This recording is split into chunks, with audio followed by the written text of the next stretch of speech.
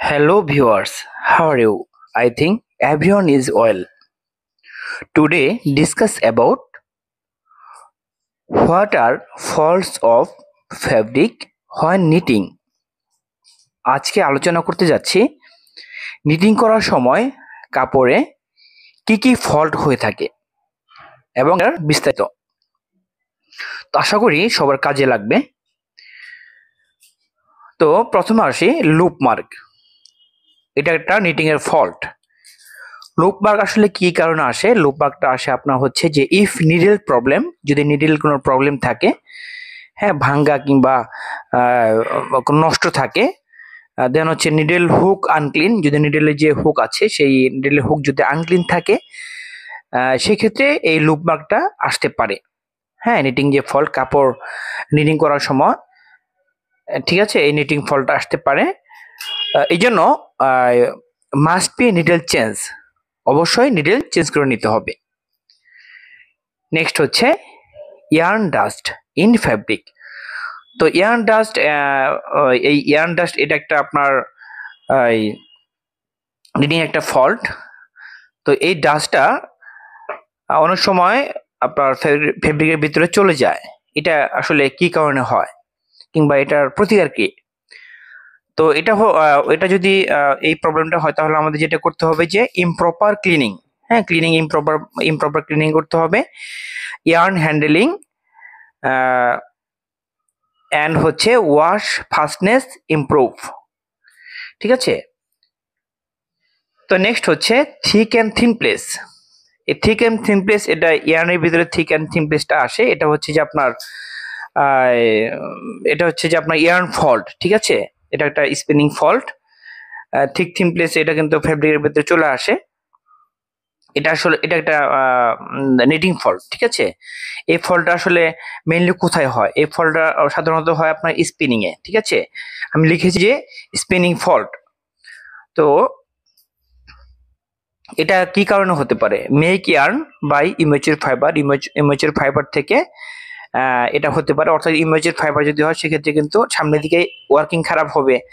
হ্যাঁ, দেন হচ্ছে যে আপনার কি বলে যে ব্রেকেজ বেশি হবে, ঠিক আছে। সব যে আপনার সেকশনগুলোতে আছে, সব মেশিনগুলোতে আপনার একটা ব্যাড ইফেক্ট হবে।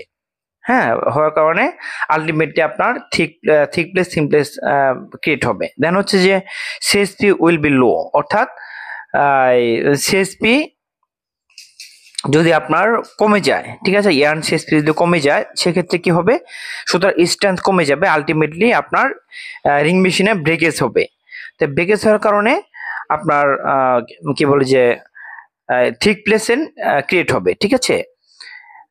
এটা হচ্ছে যে আপনার যদি আপনার স্ট্রেংথ কম, লেন্থ কম হয়, রকটনের যে লেন্থ কম হলে আপনার আলটিমেটলি রিং মেশিনে যে সেটা কি হবে? ইয়ার্ন ব্রেকেজ হবে।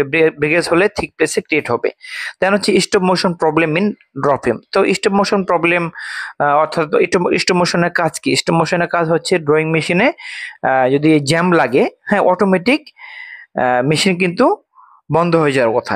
এটা হলো স্টপ মোশনের কাজ। যদি এটা প্রবলেম হয় সেক্ষেত্রে থিক প্লেস থিন প্লেসের একটা ক্রিয়েট হতে পারে। দেন হচ্ছে যে excessive draft in ring machine, অর্থাৎ যদি রিং মেশিনে অতিরিক্ত পরিমাণে ড্রাফট হয় সেক্ষেত্রে আপনার থিক প্লেস থিন প্লেসে ক্রিয়েট হবে, আলটিমেটলি ব্রেকেজের সৃষ্টি হবে, ঠিক আছে। থিক প্লেস থিন প্লেসে ক্রিয়েট হবে। দেন হচ্ছে ড্যামেজ অ্যাপ্রন, যদি অ্যাপ্রন ড্যামেজ থাকে রিং মেশিনে সেক্ষেত্রে আপনার যে রিংয়ের যে ব্রেকেজটা সেটা বেড়ে যাবে। দেন হচ্ছে যে আলটিমেটলি থিক প্লেস থিন প্লেসের সৃষ্টি হবে ড্যামেজ অ্যাপ্রন থাকলে। রবিন আনইভেননেস থাকলে থিন প্লেসে ক্রিয়েট হবে। তো বিভিন্নভাবে, ঠিক আছে। তো এটা হচ্ছে স্পিনিং ফল্ট। এর কারণে থিক প্লেস থিন প্লেস আসতে পারে ফেব্রিকের ভিতরে, ঠিক আছে। তো এবার হচ্ছে যে ফাইবার ফাইনাসের কারণে হতে পারে। দেন হচ্ছে যে রিং মেশিনের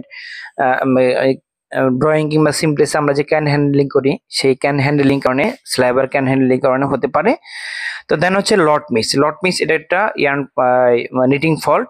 লট মিস হলে কি করতে হবে, নিটিং অপারেটর ইয়ারনেস, অর্থাৎ নিটিং এর যে অপারেটর আছে সেটা ওদেরকে বলতে হবে যে লট অনুযায়ী কাউন্ট অনুযায়ী, হ্যাঁ, সেটা যেন ঠিকভাবে মেশিনে ফিট করে, ঠিক আছে, খেয়াল রাখার জন্য অ্যাওয়ারনেস বাড়াতে হবে। দেন হচ্ছে নিডেল ব্রেক। এটা হচ্ছে নিডিং ফল্ট। এই জন্য কি করতে হবে, properly needle and feeder setting during fabric knitting, অর্থাৎ ফ্যাব্রিক নিটিং এর সময় অবশ্যই প্রপারলি নিডেল এবং ফিডার সেটিং সঠিকভাবে করতে হবে, ঠিক আছে। এরপর হচ্ছে সেট আপ বা সেট অফ, হ্যাঁ, এটা হচ্ছে আপনার নিটিং ফল্ট। এটা কি কারণে হতে পারে, কিংবা এটা আসলে প্রতিকার কি। নিডেল অ্যান্ড ইয়ার্ন ব্রেকেজ, যদি নিডেল এবং ইয়ার্ন ব্রেকেজ বেশি হয়, এক্সেসিভ পরিমাণে হয়, অতিরিক্ত পরিমাণে হয়, সেক্ষেত্রে আপনার সেট অফ অথবা সেট আপ, এই যে নিটিং ফলটা ফ্যাব্রিকে আসতে পারে। এই জন্য এয়ারনেস অপারেটরকে অবশ্যই এয়ারনেস বাড়াতে হবে, ঠিক আছে। এবার হচ্ছে যে অয়েল স্পট। তো অয়েল স্পট অনেক সময় ফ্যাব্রিকের ভিতরে অয়েল পড়ে থাকে, এটা কি কারণে পড়ে, অয়েল লিকেজ। যদি আপনার লিকেজ হয় কোথাও, সেক্ষেত্রে আপনার নিটিং যে ফলটা এটা আসতে পারে। তো দেন হচ্ছে হোল ইন ফ্যাব্রিক। তো এই হোল ইন ফ্যাব্রিক, এটা ফ্যাব্রিকের ভিতরে একটা হোল আসে, এটা নিটিং ফল্ট, এটা কমন একটা সমস্যা। তো এটা আসলে কি কারণে হতে পারে, এটা হচ্ছে যে আপনার প্রপারলি ইয়ার্ন ফিডার সেটিং, হ্যাঁ, প্রপারলি ইয়ার্ন ফিডার সেটিংটা সঠিকভাবে করতে হবে নিটিং এ। দেন হচ্ছে সবচেয়ে বড় সমস্যা হচ্ছে স্পিনিং ফল্ট। তো স্পিনিং ফল্ট আসলে কি কি কারণে হয় সেটা আমি বলছি।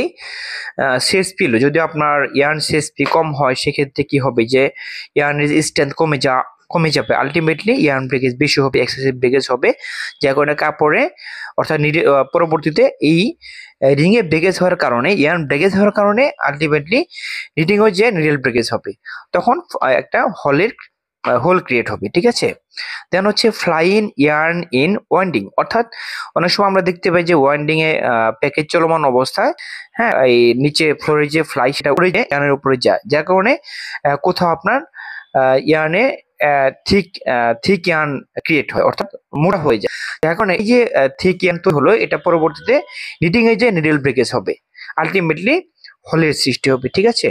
দেন হচ্ছে স্ল্যাব ডায়ামোর, অর্থাৎ আমরা যখন স্ল্যাব ইয়ার্ন তৈরি করে থাকি, তখন কিন্তু স্ল্যাবের ভিতরে আমরা যেমন স্ল্যাব লেন্থ, হ্যাঁ, স্ল্যাব ডিস্টেন্স যে দিয়ে থাকি, এর মধ্যে স্ল্যাবটা যদি আপনার মোটা থাকে, এক্সেসিভ থাকে, সেক্ষেত্রে আপনার এই হোলের ক্রিয়েট হতে পারে, ঠিক আছে। এগুলো হলো স্পিনিং ফল্ট। তো দেন হচ্ছে ইয়ার্ন কন্টামিনেশন, এটা একটা আপনার নিটিং ফল্ট। এটা সাধারণত স্পিনিং ফল্টই বলা চলে, কারণ হচ্ছে স্পিনিং এ আমরা যখন ইয়ার্ন তৈরি করি প্রসেস ওয়াইজ, সেটা কিন্তু অবশ্যই সেপারেট ভাবে চালাতে হবে। ধরুন আপনি পিসিসিবিসি চালাচ্ছেন, পাশাপাশি হচ্ছে যে আপনার মিলান চালাচ্ছে, সেটা কোনটা চলে যেতে পারে, এই জন্য সেপারেট ভাবে চালাতে হবে। দেন হচ্ছে যে ফ্লোরে ফ্লাই করে কিন্তু পিসিসিবিসি যে ফ্লাইটা আপনার চলে গেল, মিলান যে প্রসেস চলে গেল, অর্থাৎ মিলান যে প্রসেস থেকে আবার পিসিসিবিতে চলে গেল, এটা এই জন্য সেপারেট ভাবে চালাতে হবে, ঠিক আছে। তো অটোকোন বলেন, কিংবা রিং বলেন, কিংবা ব্যাক সাইড বলেন, হ্যাঁ, ড্রয়িং সিমপ্লেক্স, এগুলো অবশ্যই আলাদাভাবে সেপারেট ভাবে চালাতে হবে। তাতে করে কি হবে যে এই কন্টামিনেশনটা আপনার যাবে না, ঠিক আছে। দেন হচ্ছে যে আপনার ব্লু রুমে যদি বলি যে বিভিন্ন ধরনের কন্টা থাকে, সেই কন্টাগুলোকে অবশ্যই আলাদাভাবে সেপারেট করতে হবে, বাছাই করতে হবে, ঠিক আছে। তো এ হচ্ছে আজকের টপিক, আশা করি বুঝতে পেরেছেন। আজকে এই পর্যন্তই, পরবর্তীতে নতুন টপিক নিয়ে আসবো ইনশাল্লাহ। ততক্ষণ ভালো থাকবেন, আল্লাহ হাফেজ।